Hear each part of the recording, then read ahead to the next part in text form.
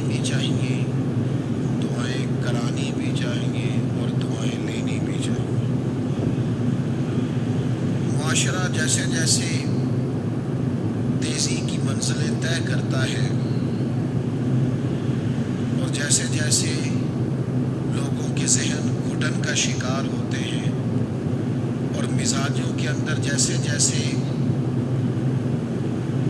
دین سے دوری واقع ہوتی ہے اور روحانیت سے لوگ جیسے جیسے دور ہوتے ہیں، مختلف قسم کے وسوسوں کا لوگ شکار ہوتے ہیں۔ ایک وسوسہ لوگوں کے دلوں میں یہ بھی پیدا کیا جاتا ہے کہ جب اللہ تعالیٰ سب کی سنتا ہے تو کسی سے دعا کرانے کا کیا مطلب ہے؟ بالکل صحیح بات ہے، بڑی عمدہ اور اعلیٰ بات ہے۔ اللہ تعالیٰ سب کی دعائیں قبول فرماتا ہے۔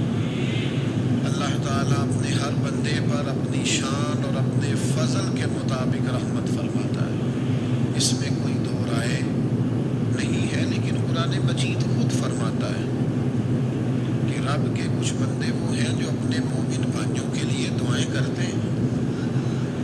یہ کسی دوسرے کے لیے دعا کرنا اتنا محبوب عمل ہے کہ اللہ نے اسے قرآن مجید میں بیان فرمایا، والذین جاءوا من بعدہم یقولون ربنا اغفر لنا ولإخواننا الذین سبقونا بالایمان۔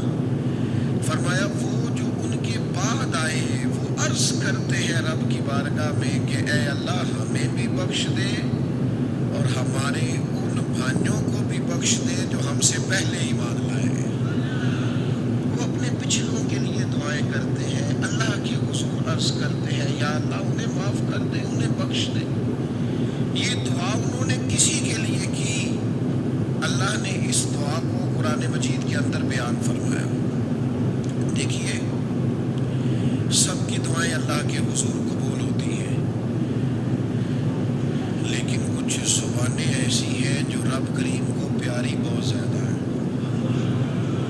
حدیث صحیح میں موجود ہے، نبی پاک علیہ السلام نے فرمایا، رب فرماتا ہے جب بندہ کثرت نوافل کے ذریعے میرے قریب ہو جاتا ہے تو وہ پھر اتنا قریب ہو جاتا ہے، اتنا قریب ہو جاتا ہے کہ میں اس کی زبان بن جاتا ہوں، جب بھی وہ سوال کرتا ہے میں اپنے فضل سے اسے عطا کرتا ہوں۔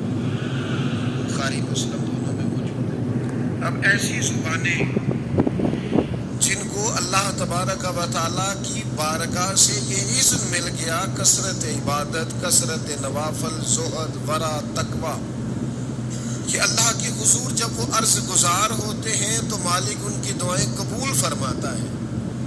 تو اب اگر کسی کو کسی ایسی زبان کی خبر آئی اور اس نے جا کے اس سے دعا کرائی اور اللہ نے اپنے فضل سے اس بندے پر رحمت کر دی اور دعا قبول ہو گئی، تو بتائیے حرج والی بات کیا ہے؟